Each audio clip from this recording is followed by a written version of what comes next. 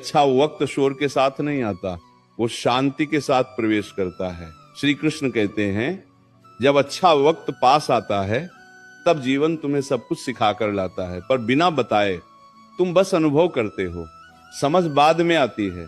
अब ध्यान से सुनो, क्योंकि ये संकेत बहुत सूक्ष्म होते हैं और जो इन्हें पहचान लेता है वो कभी टूटता नहीं। एक और संकेत ये है कि तुम्हें चीजों से लगाव कम होने लगता है। जो वस्तुएं कभी बहुत प्रिय थीं, अब उनके बिना भी मन ठीक रहता है।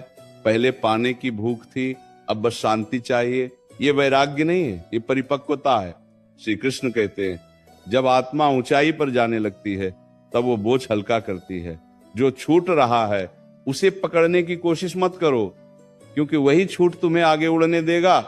फिर एक समय ऐसा आता है जब तुम्हारे आसपास सब कुछ वैसा ही होता है, पर तुम्हारा मन बदल चुका होता है। पहले तुम हालात से लड़ते थे, अब उन्हें स्वीकार करते हो। पहले शिकायत करते थे, अब सीख लेते हो। यही वह बिंदु है जहां जीवन करवट लेता है। श्री कृष्ण कहते हैं जिसने स्वीकार करना सीख लिया उसने जीतना सीख लिया। अच्छा वक्त आने से पहले तुम्हें कई बार निराशा घेरती है। ऐसा लगता है सब व्यर्थ है, कुछ भी बदलने वाला नहीं। पर याद रखना, यह निराशा आखिरी परीक्षा होती है।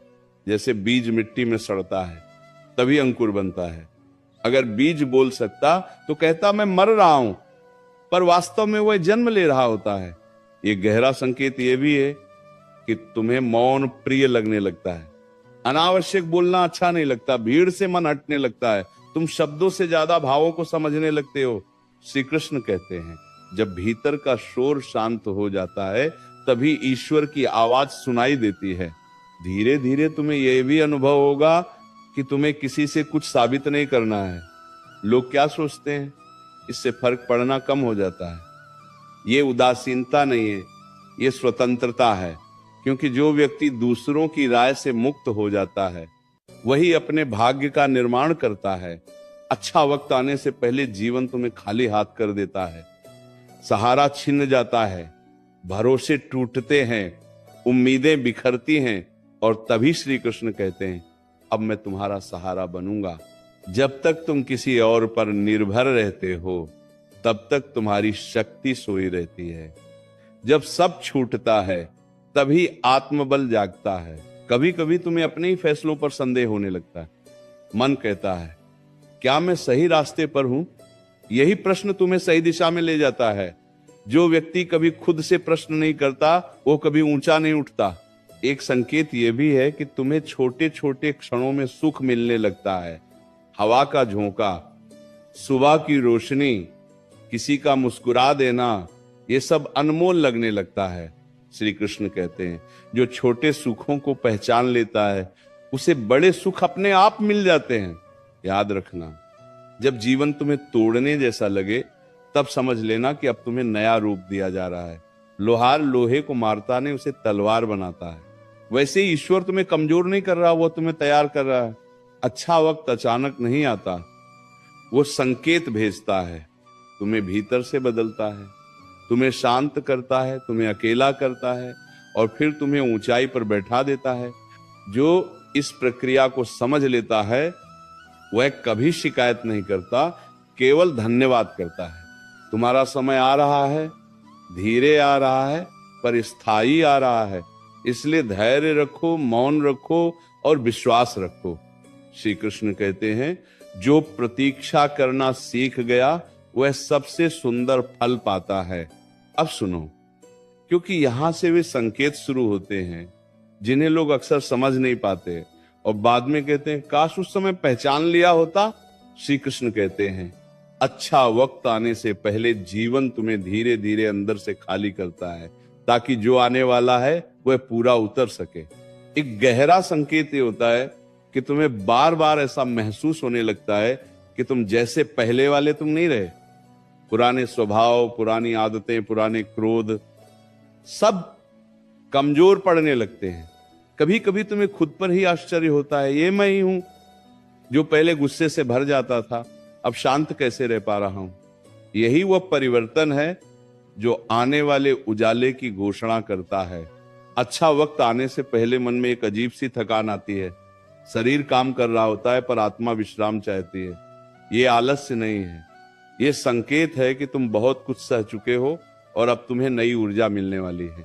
श्री कृष्ण कहते हैं जब आत्मा विश्राम मांगती है तब वह अगले चरण की तैयारी कर रही होती है। तुम यह भी अनुभव करोगे कि तुम्हें झूठ, दिखावा और बनावट से चिढ़ होने लगी है।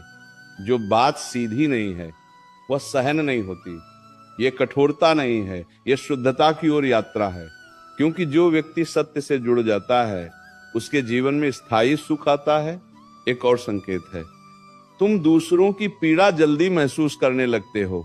पहले अपने दुख ही भारी लगते थे, अब किसी और के आंसू भी भीतर तक चुभते हैं। ये कमजोरी नहीं है, ये करुणा का जन्म है। और करुणा उसी हृदय में जन्म लेती है जिसे ईश्वर विशेष कार्य के लिए चुनता है। कभी कभी ऐसा होता है कि तुम्हें जीवन बहुत धीमा लगने लगता है, जैसे सब कुछ रुका हुआ है। पर श्री कृष्ण कहते हैं यही वह ठहराव है जहां नियति अपने सबसे बड़े निर्णय लेती है। बीज मिट्टी के नीचे चुपचाप रहता है और उसी मौन में उसका भविष्य बनता है। तुम्हें यह भी लगेगा कि तुमसे कुछ छिन गया है, पर वास्तव में वो बोझ था जो तुम्हें आगे बढ़ने से रोक रहा था।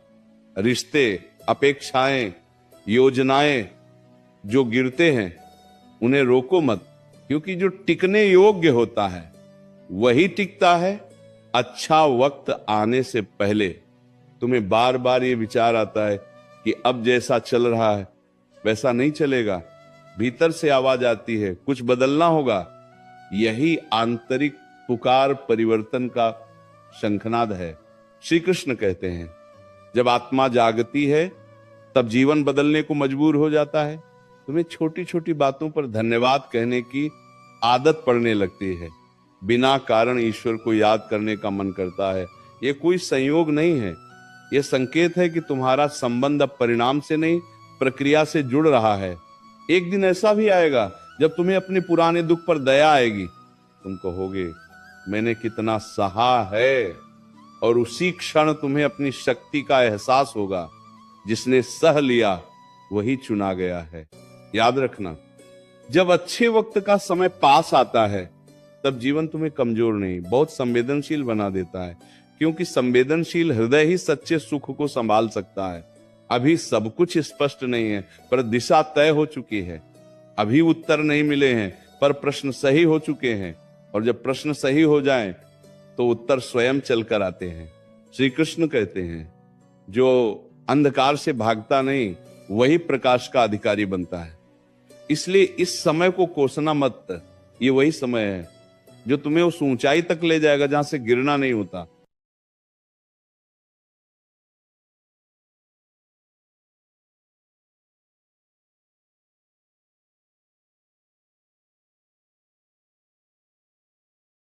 आज मैं तुम्हें ब्रह्म